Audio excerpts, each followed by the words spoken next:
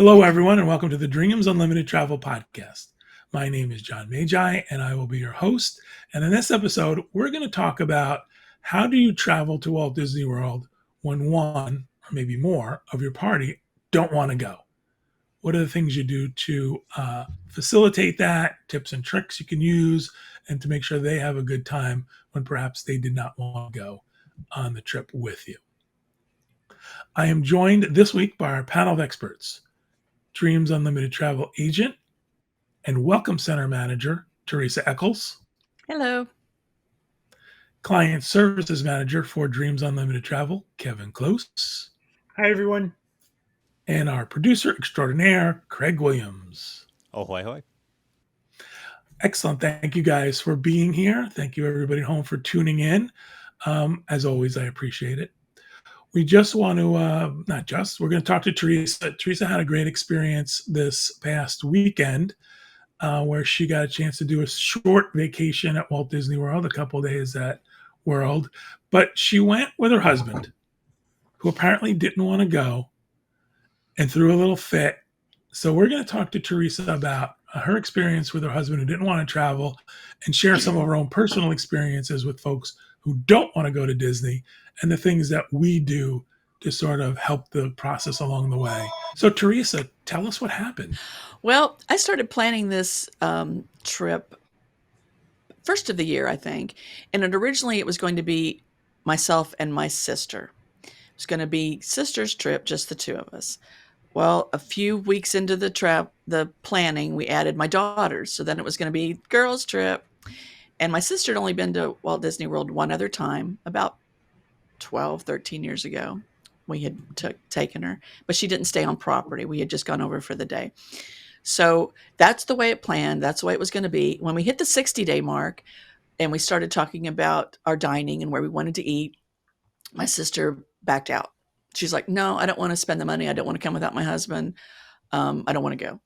So then it was just me and the girls for like 2 days. And then I said, well, I hit on the idea, hey, let's take Daddy with us. Let's take my husband, Kelvin.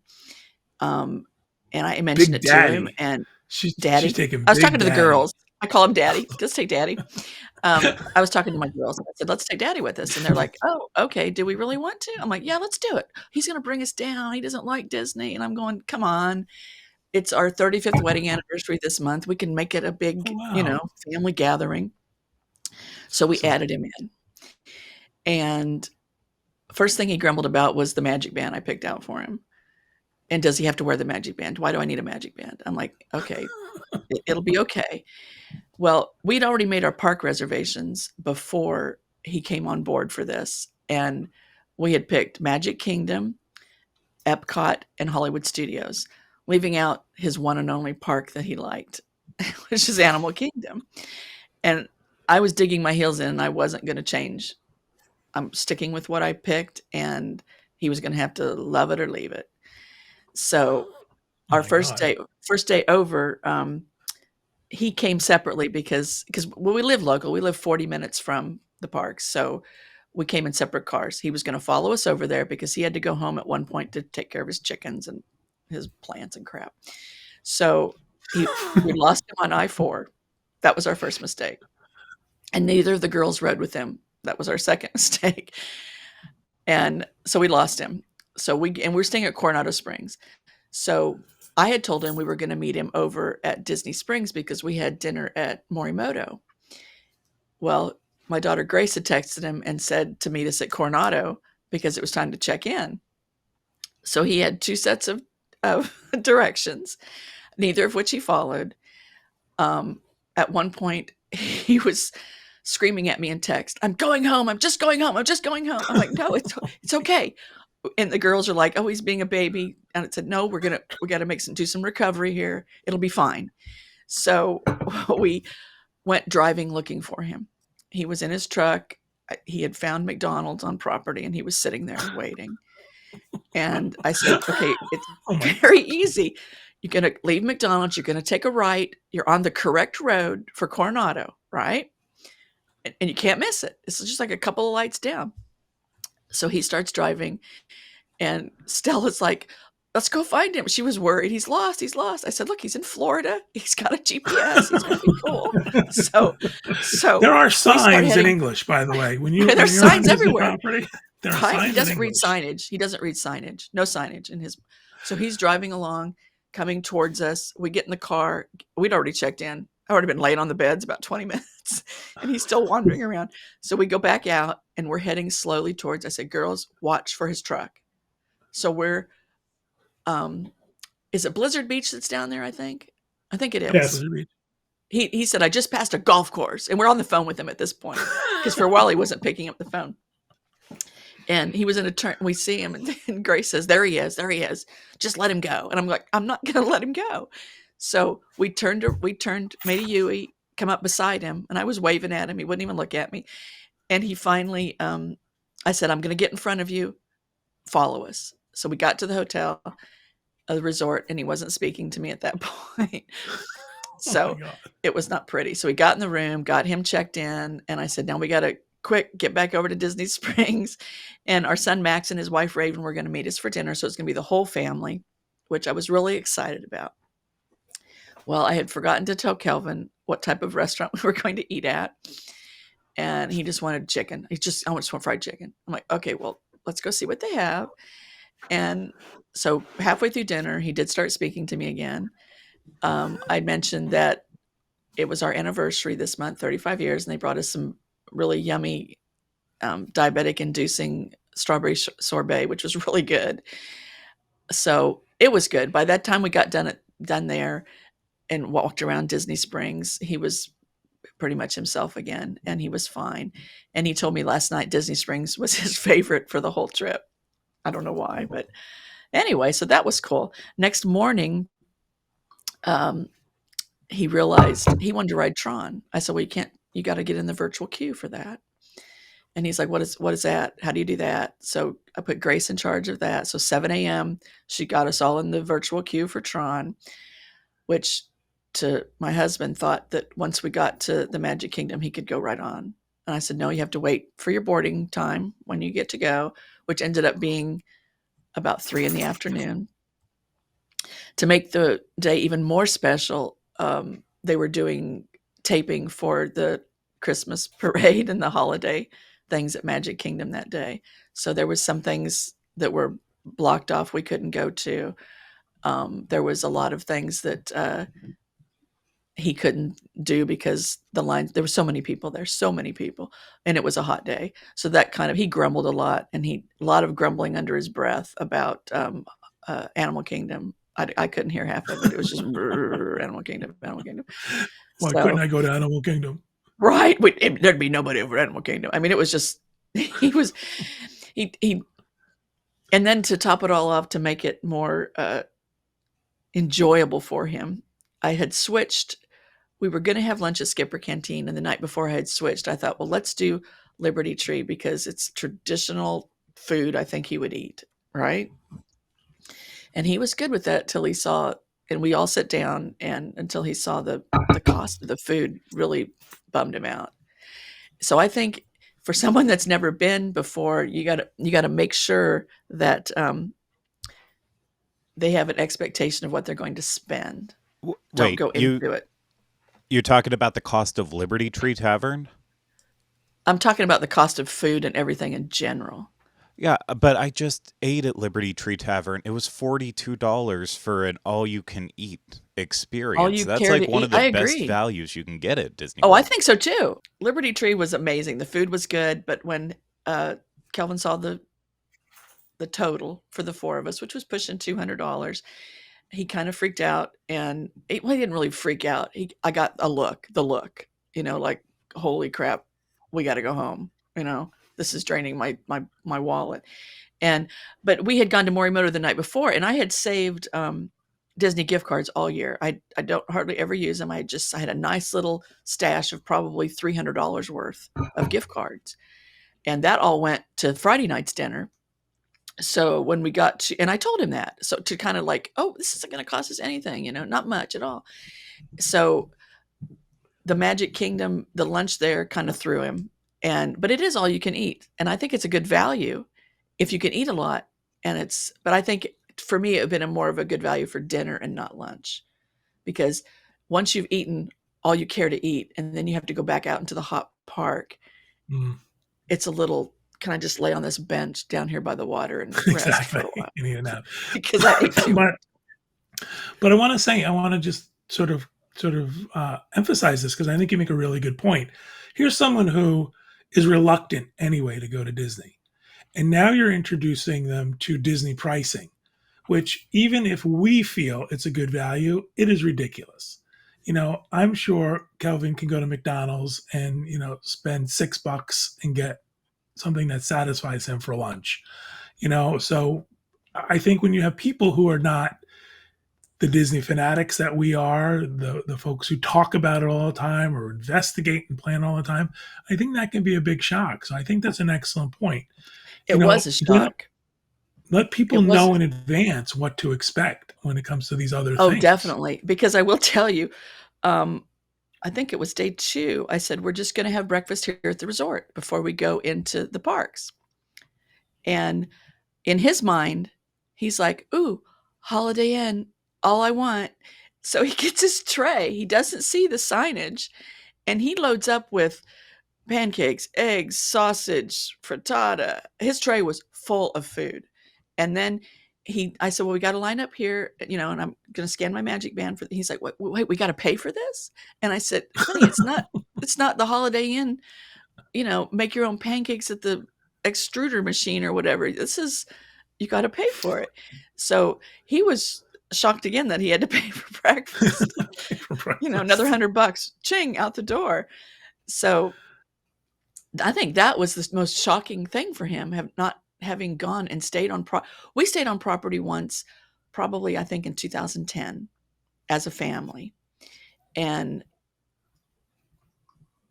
I don't think it dawned on him that it was going to be more expensive 13 years later. I don't know what he thought, but I would definitely say that word again, tell the person that is not, that you need to know as much as you can before you go. You need to prepare them for this, because he was not prepared for the fact that both of the girls, though they are adults, 21 and 28, could take that little magic band and put it on that little thing and buy things, and it was coming out of his bank account. That freaked him out too. He's like, Stella she disappeared for a few minutes and came back, and she was wearing a Disney hat. And Kelvin's like, where'd you get that? Over there's a cute little place with hats and ears. And he's like, well, how'd you pay for it? And she pointed to her magic band, and he looked at me like he was going to just leave right then. He's like, hang on. Is that connected to her bank account or our bank account? And I said, it's ours, but it's okay. Stop, don't worry about that. I just kept telling him, I got it covered. Don't worry about it. Because that was the most stressful thing for him. The fact that it was just, he felt he was being nickeled and dimed through the whole process. I said, we're on vacation. Let's not think about that. And would you have done something different? I have a question about, would you have done something different if you had, in hindsight, perhaps, excuse me, would you have not exposed him to the pricing? Like, I would have left him at home. That's the thing you would have done different? But no, I probably would have. Sorry, go ahead. We share, our banking is all together. I don't want to keep secrets from him, but I probably would have prepared him a little bit more in the fact that, Kelvin, I've saved money for this trip.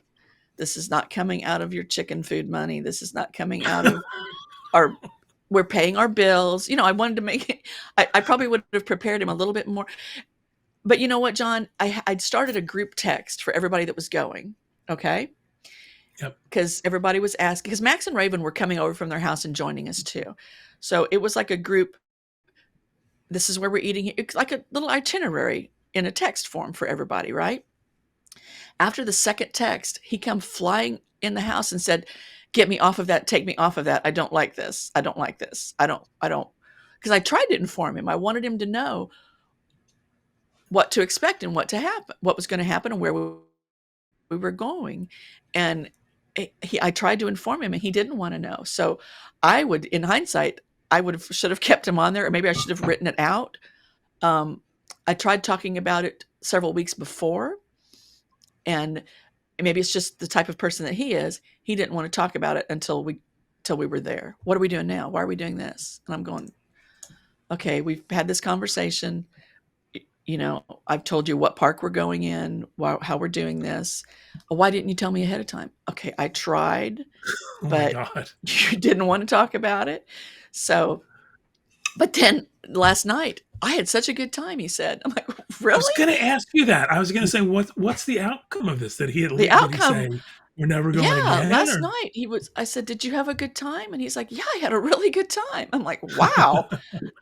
I'm glad, because I was almost in tears day 2, just trying to keep him happy. And I want everybody to be happy. I want everybody to do, I wanted us all to be together, and I wanted to keep everybody happy. And that's kind of the personality I am. I get upset if someone's not having a good time with something that I've planned, whether you're coming to my house or I'm going out with you. I worry. I constantly worry about if he's having a good time, because he wasn't really showing it. But after 35 years, you think I would be able to read the signs. But this was a whole new animal in a park with him. And he loved Tron. He loved that. Once he finally got to do that, he loved, I could tell he was having fun with the interaction with the family and everybody. So, and the food he liked, he didn't want the details. That was his. I think sometimes you have to keep, this is a horrible thing, but I think sometimes you have to keep people in the dark. Like, here, get your food and go through, and I'll just take care of it at the end, and not let him see how much and not let him see. And something else, going back to Morimoto again, he wanted fried chicken. He wanted plain fried chicken. And I said, look, you can talk to them and they can fix it or leave a sauce off. So he ended up getting like orange chicken with the sauce on the side. And it looked like freaking fried chicken when it came to the table, and he was fine with it. But he's not one to ask for things to change. He's not one to question if they can do something differently. So, which is totally opposite than me. So I guess that's a good balance. But don't let him drive himself, and don't let him see the receipts. I do like the fact that he got lost between McDonald's and Coronado Springs. I know. I think that's kind of classic. It's classic. He said, where's the Lime Garage? You kept saying the Lime Garage. I said, calm down. That's for when we go to dinner. He said, well, I went to the Lime Garage and you weren't there. I said, okay, it was like 5 decks, 5 levels. Did I tell you I was there? It was classic. Grace lives in Orlando, and the minute we get on I-4, I got to go to the bathroom. I said, you're 28. Didn't you go to the bathroom before you left the house? So that's why we got lost, because I picked up speed because she was threatening to let it loose in the back seat of my car. It was just chaos. And then, so he didn't stay with us through Hollywood Studios. He stayed with us halfway through Epcot. We were eating, it was food and wine.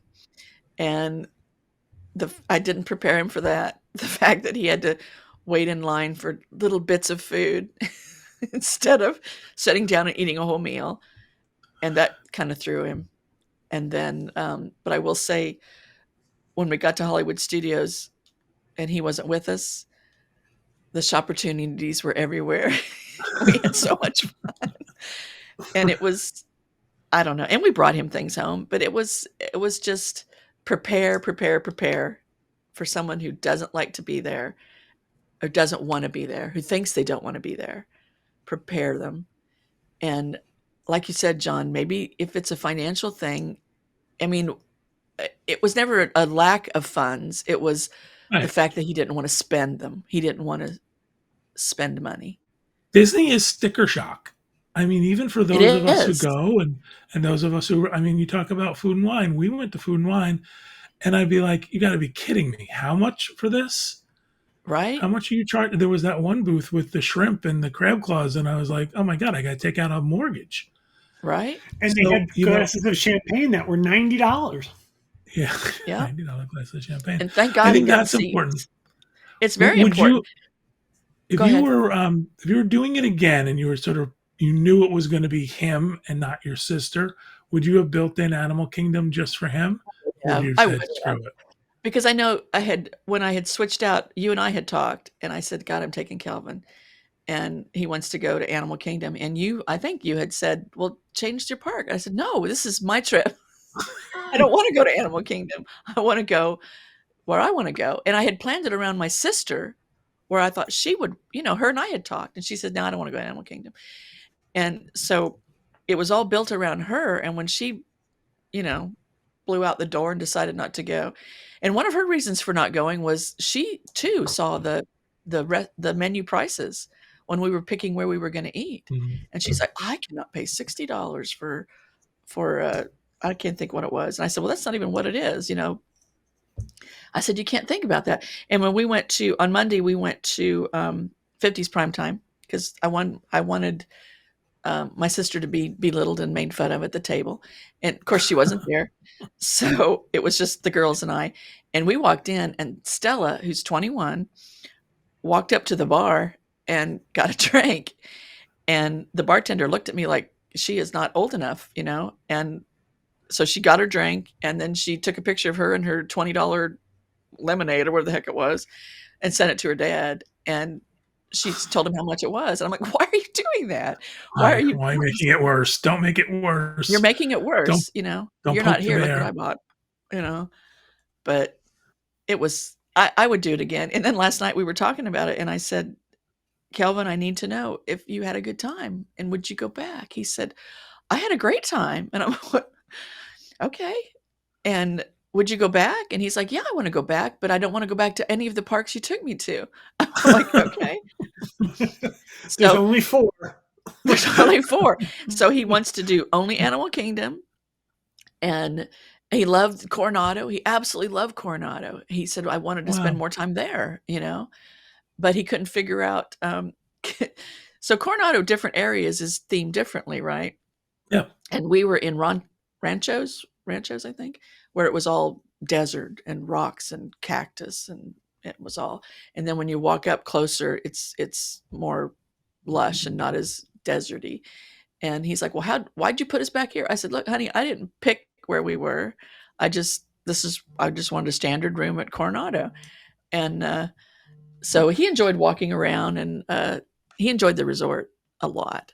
So I think we would spend more time at the resort if he went back and just go to, send him home if I want to go to Magic Kingdom. Yeah, I think a lot of it had to do with the fact that it was kind of a last minute change for you guys. You were expecting to do something else with someone else. Kevin, I want to go to you for a couple of minutes.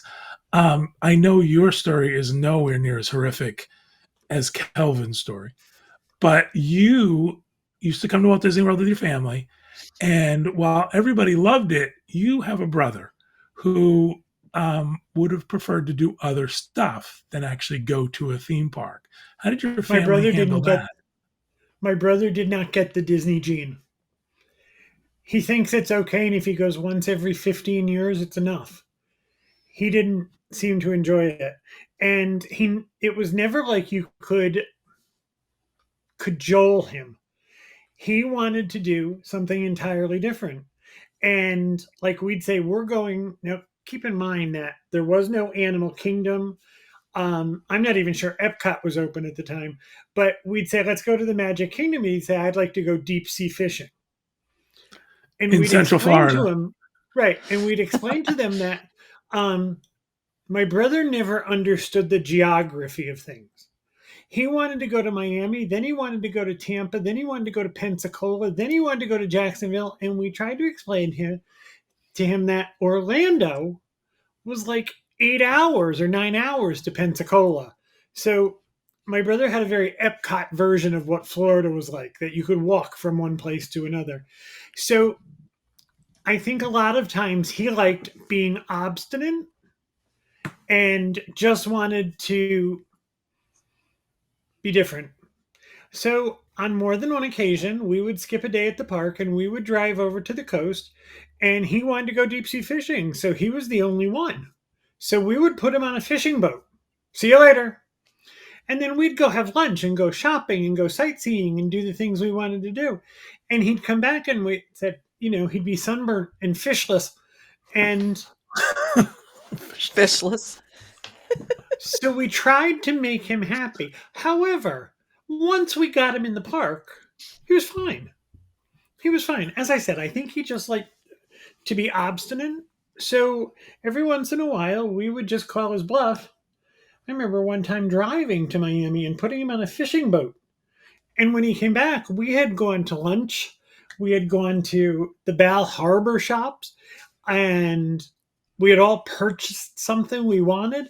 And we got back, and he was like, "Well, what did you get me?"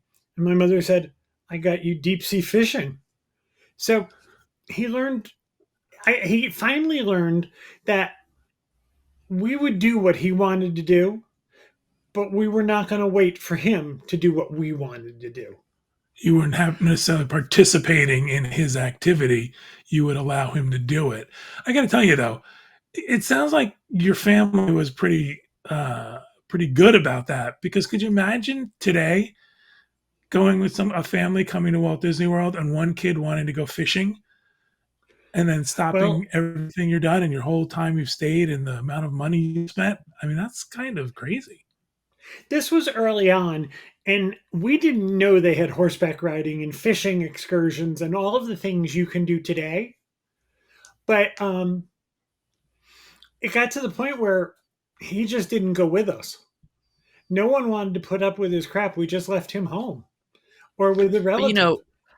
But what I think is amazing about Walt Disney World is now there is something for everyone. Really. I mean, not to sound cheesy, but just like your brother, there's things there that he's going to like, or at this point anyway. And the same thing with my husband. I know what he likes. I know, but I think it's a give and take when there's so many different people, so many different things that you want to do, or the things that you do or don't want to do. Maybe I should have caved and went to Animal Kingdom one day, or added an extra day on for that. I would have put him on the behind the scenes tour. Right. Yeah, I mean, just behind the scenes tour or something in Animal Kingdom. They have great tours there. They didn't go to Animal Kingdom. Could have just maybe I could have Sanaa, Yeah, that was the point of contention. Yeah, not going to Animal Kingdom. I think the key is planning and making sure that you're doing something for everyone, and everyone. In our case, I wanted everyone to be together the whole time, and we weren't like a huge, it wasn't multi-family group. It was just the 4 or the 6 of us most of the time. And at some point, I mean, someone likes thrill rides. That would be Grace. Stella and I are more sedate, and all of us like shopping, with the exception of Kelvin. So it was, it was a nice balance, other than the fact that he didn't get as much as we got out of it, because it was planned around a girls' trip, and he got thrown in at the last minute. I also think that people who don't want to go to Disney or are not familiar with Disney don't understand the amount of work you put into planning this trip. Oh, I agree.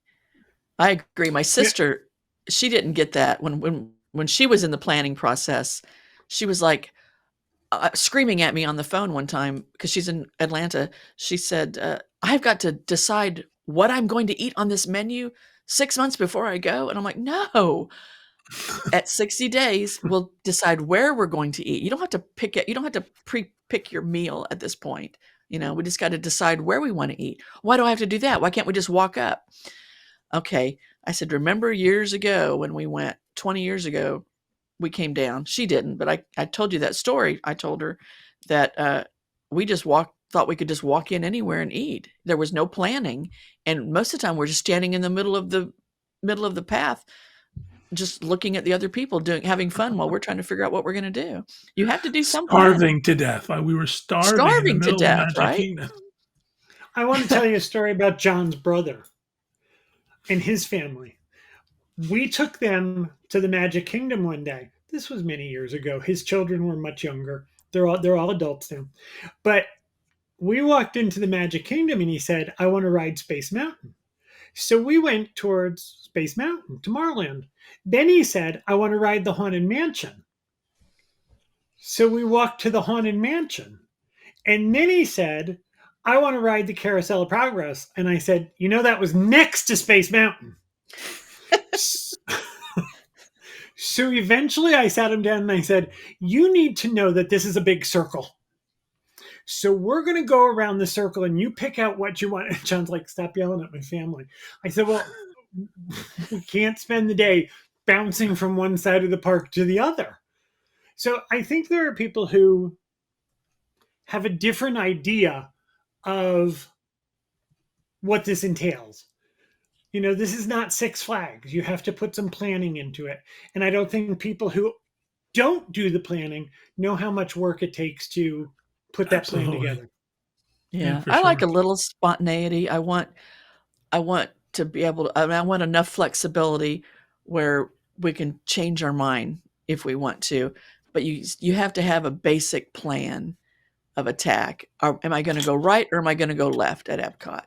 When you get to World Showcase, you have to have a basic plan, or if you don't, you're just walking around and doing nothing. I mean, I learned that early on. But the people who don't plan, who go with people who plan, will have a better time. Oh, I think so. Definitely. I think you just have to kind of make it a little bit seamless for them. You've got to sort of do enough in advance that they don't have to worry about it and then think about it. And stress over it. Yeah. I think one of the big takeaways really is prepping people for pricing, because it's traumatic, Disney pricing. It was. He said he felt like he actually used the word they're robbing us. I'm like, look, they're not robbing us, honey. They're not robbing us. We're willingly giving our money. No, we're not. Right. I said, no, I'm willingly giving this because I want this experience. I want to have these 3 popcorn buckets that I purchased this weekend that I brought into the house secretively after he said, that popcorn's only $3, honey. And I said, wow, and that beautiful bucket. I'm like, yeah, okay. You eventually learned. That's how I shop with John. I always shop that way. This was on sale. I've had this forever. Didn't you? It's been in the back of the closet. You got to pull. You can't. Yeah, that's just the way I roll. And it's not because Kevin likes what? Kevin likes to show me the most expensive, ridiculous thing ever, and then show me what he really wants. So I go, oh, that doesn't sound as bad. Right. You should buy that thing instead of that ridiculous expensive thing you wanted. Yeah. Kelvin's, that's why I bring shoe boxes to the office and throw them in the dumpster here, because if the shoe box is there, he knows it's a new pair of shoes. So actually, most of my things get delivered here now anyway. So, okay. All right. I think we've slipped into a whole different psychosis, a whole different thing that needs therapy. We should probably move along. But thank you, Teresa, for sharing your story. You're welcome. You had told me a little bit about it, and I thought this is something we have to share with people. It was fun to hear, but I think it's a lesson learned for folks. It is, and it was fun. I'd do it again. Just a little bit differently. Yeah, you learn your lessons, right? Yep. Take them to Animal Kingdom. Yeah, please. Just do a day trip. Just make them happy. Go for an afternoon. All right. Thank you guys again for joining me and for participating in the conversation. Thank you, everybody at home, for listening and watching. We hope you have a great week, and we hope you have a great vacation.